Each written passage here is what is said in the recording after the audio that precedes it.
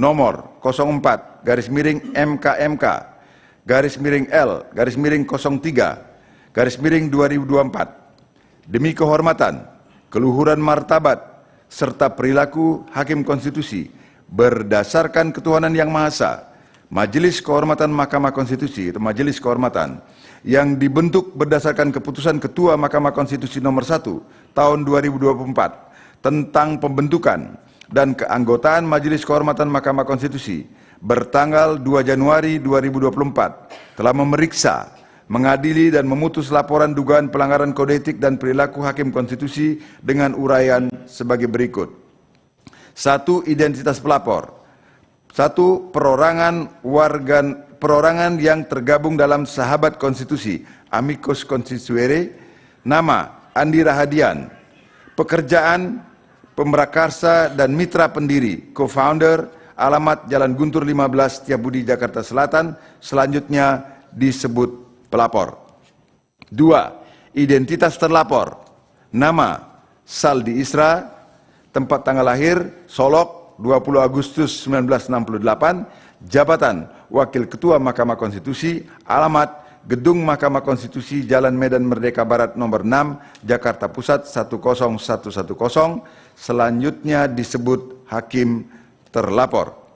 Majelis Kehormatan telah membaca laporan pelapor, mendengar keterangan pelapor, memeriksa bukti-bukti pelapor dan hakim terlapor, mendengarkan keterangan atau pembelaan hakim terlapor, duduk perkara, dan seterusnya dianggap dibacakan.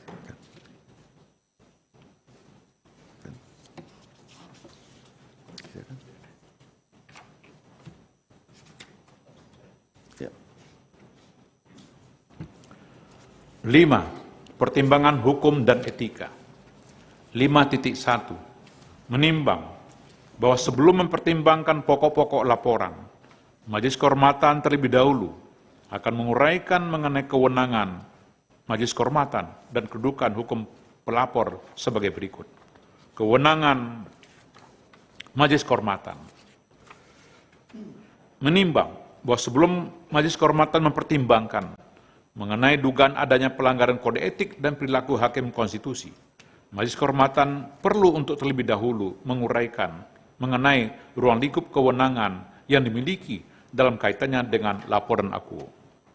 Undang-Undang Nomor 7 Tahun 2020 tentang perubahan ketiga atas Undang-Undang Nomor 24 Tahun 2003 tentang Mahkamah Konstitusi, selanjutnya disebut dengan Undang-Undang Nomor 7 Tahun 2020, Pasal 27A ayat 2 menyatakan, untuk menegakkan kode etik dan pedoman perilaku Hakim Konstitusi dibentuk Majelis Kehormatan Konstitusi.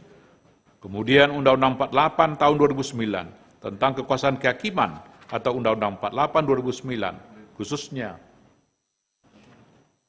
khususnya pada pasal 4 ayat 1 dan ayat 2 menyatakan pengawasan Hakim Konstitusi dilakukan oleh Majelis Kehormatan Hakim Konstitusi. Pengawasan sebagaimana dimaksud pada ayat 1 diatur dengan undang-undang. Susunan sistematika keberadaan ketentuan akuo berada pada bab 6 Undang-Undang Nomor 48 Tahun 2009. Bagian terdiri dari 6 pasal 39 sampai dengan pasal 44. Hanya ada satu pasal pada bagian tersebut yang mengatur mengenai pengawasan terhadap Hakim Konstitusi, yaitu pasal 44 Undang-Undang 48 Tahun 2009. Sementara selebihnya adalah pengaturan mengenai pengawasan di lingkungan Mahkamah Agung. Hal ini menunjukkan bahwa pengawasan terhadap Hakim Konstitusi hanya dapat dilakukan oleh sebuah lembaga, yaitu Majelis Kehormatan Mahkamah Konstitusi.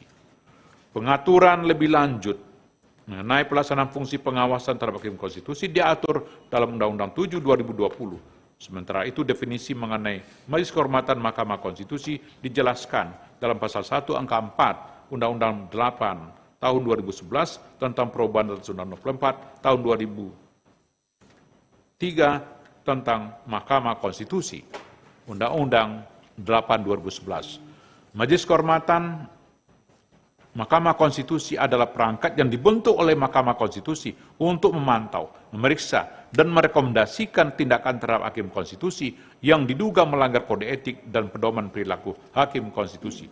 Dengan demikian, fungsi pengawasan terhadap Hakim Konstitusi sebagaimana diatur dalam Undang-Undang 48 2009 diuraikan pada Undang-Undang 8 2011 dan Undang-Undang 7 2020 serta PMK nomor 1 tahun 2003 berupa kegiatan pemantauan, pemeriksaan, dan pemberian rekomendasi mengenai bentuk tindakan yang harus dilakukan terhadap Hakim Konstitusi yang dilakukan atau yang melakukan pelanggaran kode etik. Majelis Kehormatan dalam menjalankan kewenangannya didasarkan pada dua hal, yaitu laporan dan atau temuan VD pasal 11 PMK 1 2023. Yang disebut laporan adalah surat laporan dugaan yang dilakukan oleh pelapor kepada Majelis Kehormatan mengenai dugaan pelanggaran kode etik dan pedoman perilaku Hakim Konstitusi yang dilakukan oleh Hakim terlapor, PD pasal 12 ayat 1 PMK 1 2003. Sementara yang disebut temuan adalah dugaan adanya pelanggaran terhadap ketentuan kode etik dan pedoman perilaku Hakim Konstitusi yang diperoleh melalui pemberitaan media massa, baik cetak maupun elektronik dan atau masyarakat luas, VD pasal 13 ayat 1 PMK 1 2023. Menimbang bahwa laporan aku adalah laporan tentang dugaan pelanggaran kode etik dan perilaku yang dilakukan oleh hakim terlapor, dan setelah Majelis Kehormatan membaca secara seksama laporan aku sebagaimana diuraikan pada bagian duk perkara dalam pesan ini, Majelis Kehormatan berkesimpulan bahwa Majelis Kehormatan berwenang untuk memeriksa dan memutus dugaan pelanggaran kode etik dan perilaku Hakim Konstitusi yang diduga dilakukan oleh hakim terlapor sebagaimana diuraikan dalam laporan aku. Kedudukan hukum terpelapor. 5.3. Menimbang bahwa berdasarkan pasal 1 angka 8 junto pasal 15 ayat 1 PMK 1 2023 yang dapat mengajukan laporan adalah perseorangan, kelompok orang, lembaga dan atau organisasi yang mempunyai kepentingan langsung dengan substansi yang dilaporkan. Majelis Kehormatan berpendapat bahwa kepentingan langsung dimaksud dalam pasal 1 angka 8 junto pasal 15 ayat 1 PMK 1 2023 adalah kepentingan yang langsung terganggu dan atau tercederai oleh pelanggaran terhadap kode etik dan perilaku Hakim Konstitusi yang diduga dilakukan oleh Hakim Konstitusi. Kepentingan dimaksud adalah kepentingan yang untuk menjaga atau memelihara kepercayaan publik terhadap Mahkamah Konstitusi dalam melaksanakan kewenangan konstitusionalnya secara efektif. Kepentingan demikian ada atau dimiliki oleh setiap pihak yang dalam kehidupan ketatanegaraan terpengaruh oleh pelaksanaan kewenangan-kewenangan konstitusional Mahkamah Konstitusi, antara lain warga negara Indonesia, baik perseorangan maupun kelompok, lembaga, atau organisasi. Bahwa pelapor dalam registrasi nomor 04-L-MKMK-L-03-03-2024 merupakan perorangan warga negara Indonesia yang tergabung dalam sahabat konstitusi, amicus constituere, dan berprofesi sebagai advokat. Oleh karena itu, pelapor memiliki kedudukan hukum untuk mengajukan laporan aku.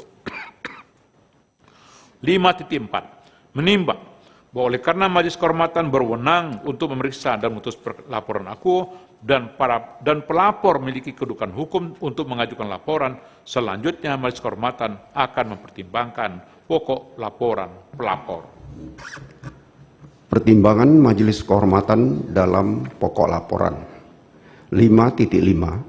Menimbang bahwa setelah memeriksa secara seksama laporan dan keterangan pelapor serta alat bukti sebagaimana telah diuraikan pada bagian duduk perkara, terdapat dua hal yang oleh Majelis Kehormatan dipandang relevan untuk dipertimbangkan, yaitu: 1. Apakah benar terdapat pelanggaran kode etik dan perilaku Hakim Konstitusi yang dilakukan oleh hakim terlapor dalam penyampaian pendapat berbeda dissenting opinion pada perkara nomor 90/PUU/221/2023. Dan 2. Apakah benar terdapat afiliasi hakim terlapor pada salah satu partai politik peserta pemilu PDI Perjuangan sehingga diduga merupakan pelanggaran kode etik dan perilaku Hakim Konstitusi yang dilakukan oleh hakim terlapor. 5.6. Menimbang bahwa sebelum Majelis Kehormatan mempertimbangkan lebih lanjut berkenaan dengan dalil-dalil pelapor, penting bagi Majelis Kehormatan untuk mempertimbangkan sebagai berikut. 5.6.1.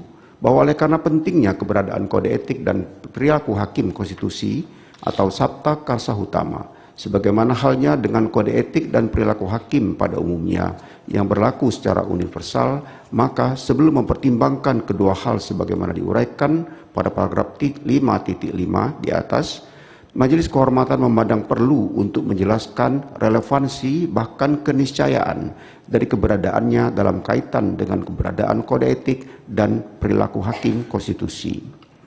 5.6.2 bahwa keberadaan kode etik dan perilaku hakim konstitusi atau Sabta Karsa Utama tidak dapat dilepaskan, bahkan merupakan syarat yang tidak dapat ditiadakan conditio sine qua non dari amanat yang sekaligus merupakan kebutuhan konstitusional untuk menghadirkan sosok-sosok pengemban jabatan hakim konstitusi yang dalam dirinya dipersyaratkan harus melekat integritas, kepribadian yang jujur, tidak tercela, negarawan, yang menguasai konstitusi dan ketatanegaraan serta tidak merangkap sebagai pejabat negara, sebagaimana secara eksplisit disuratkan dalam pasal 24C ayat 5 UUD 1945 dengan amanat dan sekaligus kebutuhan konstitusional sebagaimana diamanatkan oleh pasal 24C ayat 5 UUD 1945 tersebut.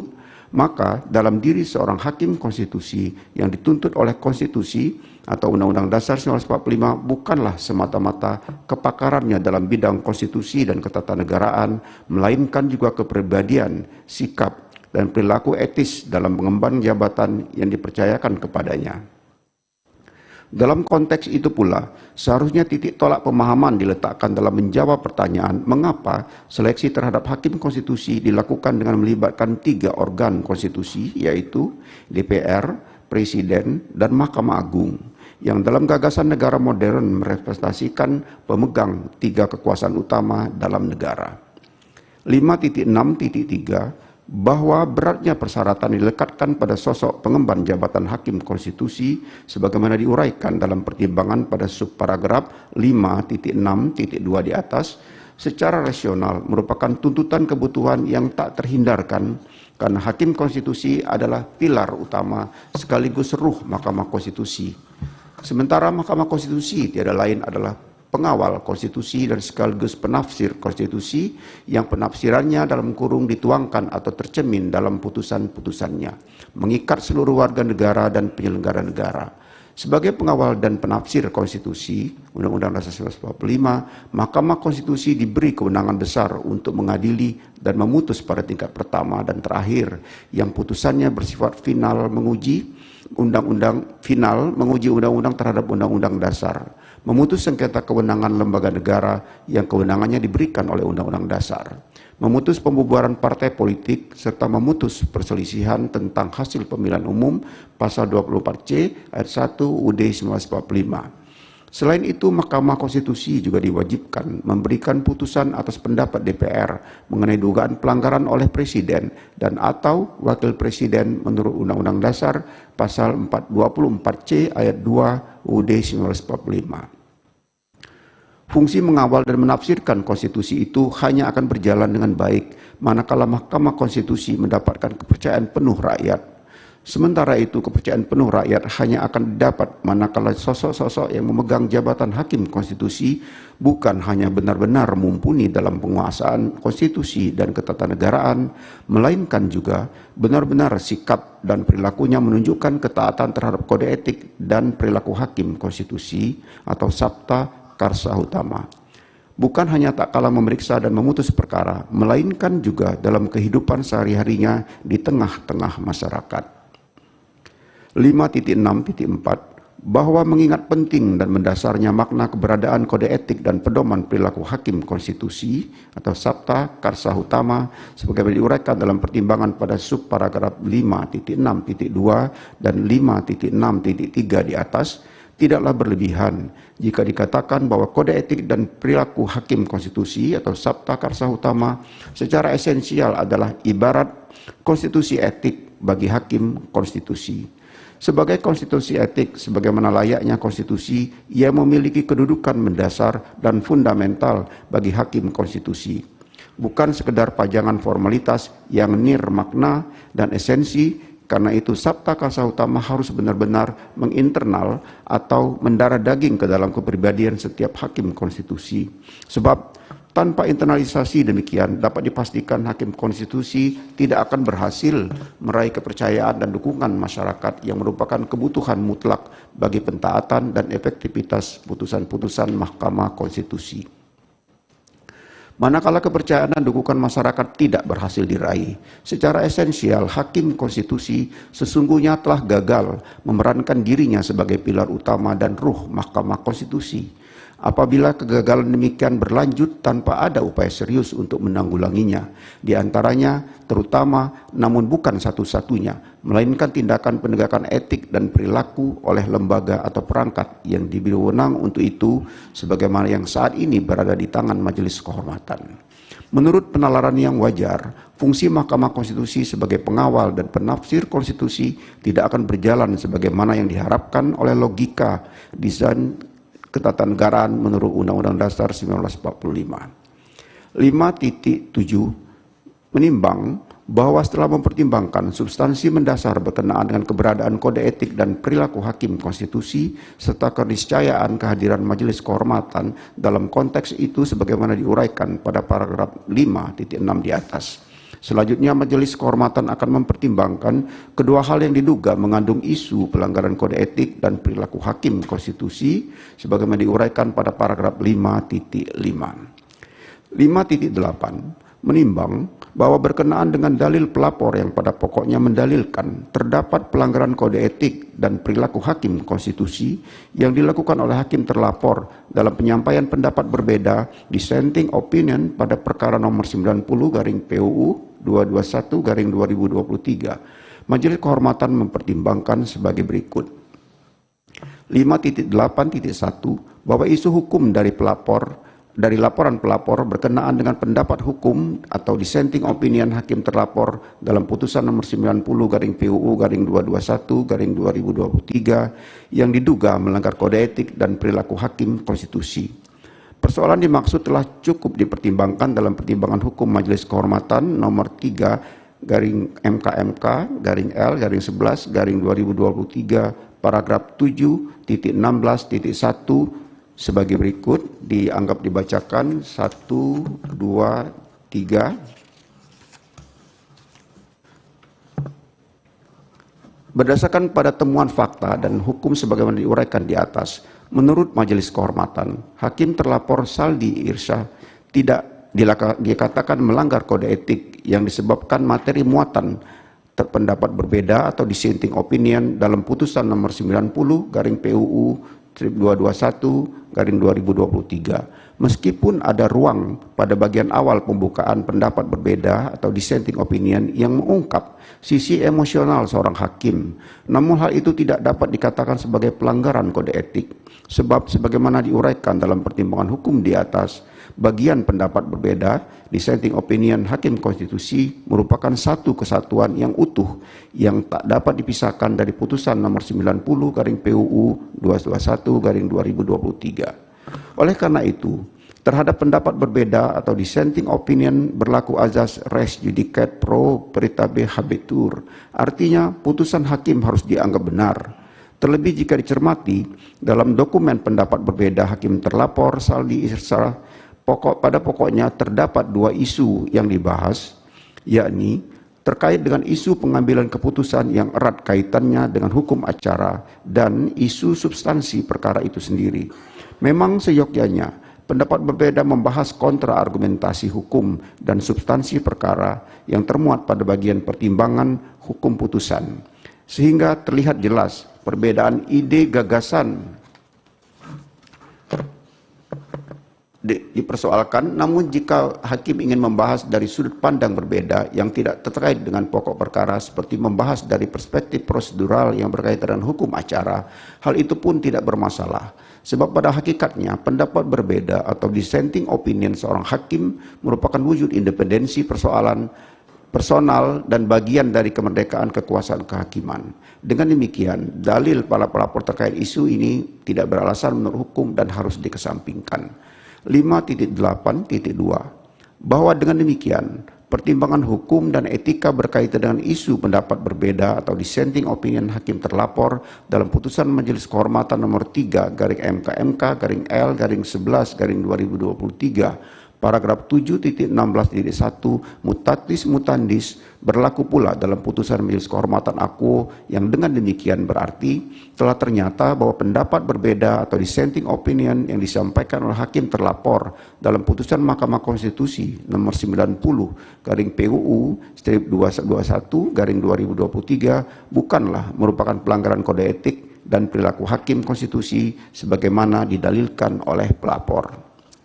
5.9 menimbang bahwa berkenaan dengan dalil pelapor yang pada pokoknya menyatakan terdapat afiliasi hakim terlapor pada salah satu partai politik peserta pemilu dalam kurung PDI Perjuangan sehingga diduga merupakan pelanggaran kode etik dan perilaku hakim konstitusi yang dilakukan oleh hakim terlapor, Majelis Kehormatan mempertimbangkan sebagai berikut. 5.9.1 setelah Majelis Kehormatan membaca dan memeriksa secara seksama permohonan pelapor beserta bukti-bukti yang diajukan oleh pelapor, Majelis Kehormatan menilai bahwa dalil pelapor tersebut tidaklah memiliki dasar yang kuat karena dalil pelapor hanya didasarkan pemberitaan media online yang memberitakan kemungkinan hakim terlapor sebagai calon wakil presiden, mendampingi calon presiden Ganjar Pranowo. Dalam hal ini, pelapor hanya mengutip pemberitaan yang memuat pernyataan Ketua DPP PDI Perjuangan Provinsi Sumatera Barat yang menyebut hakim terlapor sebagai salah satu putra daerah yang patut dipertimbangkan. Vide media online news.com pemilu_ID_Puan Saldi Isra hingga Menteri-Menteri Basuki didorong PDIP sumber jadi Wapres. Di luar bukti pemberitaan media online tersebut, pelapor sama sekali tidak menyertakan bukti lain untuk lebih menguatkan dalilnya. Terlebih, hakim terlapor dalam keterangannya yang disampaikan dalam persidangan Majelis Kehormatan membantah adanya komunikasi atau kesepakatan dengan PDI Perjuangan terkait wacana pencalonannya sebagai calon wakil presiden. Hakim terlapor menegaskan bahwa tidak pernah ada pertemuan atau pembicaraan yang membahas hal tersebut. Hakim terlapor menegaskan bahwa selama menjadi hakim konstitusi, dirinya berusaha untuk menghindari hal-hal yang dapat menimbulkan penafsiran atau dugaan bahwa hakim terlapor mengejar popularitas.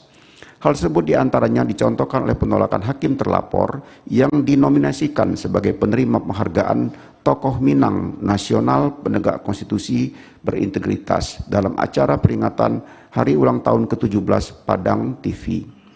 5.9.2 bahwa dengan demikian dalil-dalil yang diajukan oleh pelapor tidak cukup kuat untuk membuktikan afiliasi hakim terlapor dengan PDI Perjuangan terkait isu pencalonan hakim terlapor sebagai wakil presiden.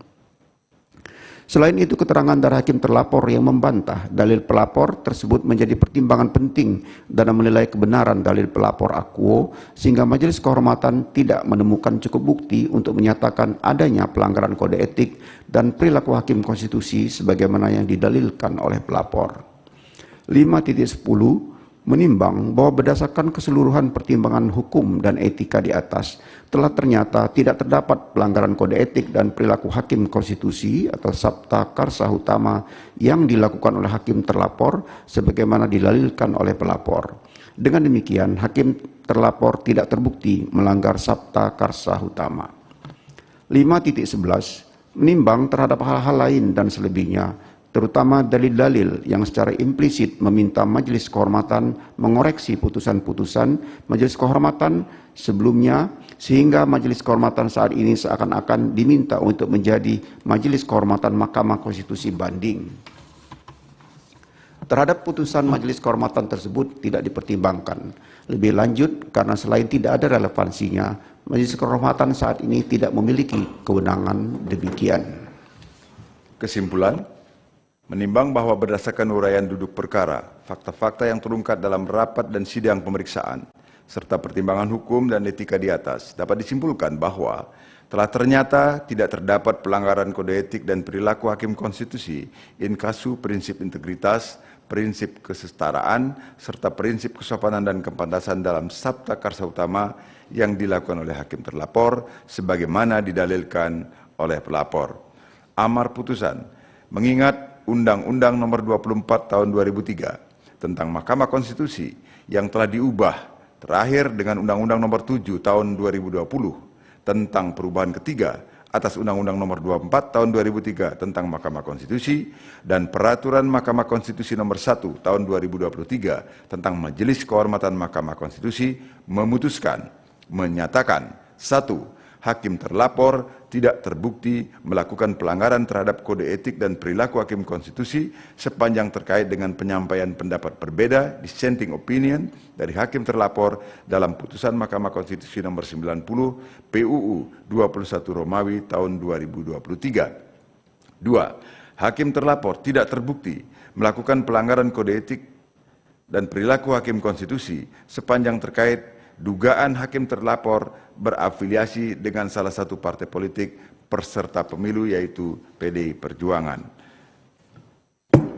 Demikian diputus dalam rapat Majelis Kehormatan oleh 3 anggota Majelis Kehormatan yaitu Idewa Gede Palguna sebagai Ketua Merangkap Anggota, Ridwan Mansur sebagai Sekretaris Merangkap Anggota, dan Yuliandri sebagai anggota pada hari Selasa tanggal 19 bulan Maret tahun 2024 dan hari Selasa tanggal 26 bulan Maret tahun 2024 dan diucapkan dalam sidang pleno Majelis Kehormatan Mahkamah Konstitusi terbuka untuk umum pada hari Kamis tanggal 28 bulan Maret tahun 2024 selesai diucapkan pukul 10:19:44 oleh 3 anggota Majelis Kehormatan Mahkamah Konstitusi yaitu Idewa Gede Palguna sebagai Ketua Merangkap Anggota, Ridwan Mansur sebagai Sekretaris Merangkap Anggota, dan Yuliandri sebagai anggota.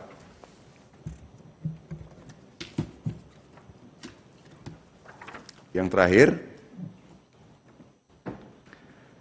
Majelis Kehormatan Mahkamah Konstitusi Putusan nomor 01-MKMK-L-03-2024, nomor 02-MKMK-L-03-2024, nomor 05-MKMK-L-03-2024, demi kehormatan, keluhuran martabat, serta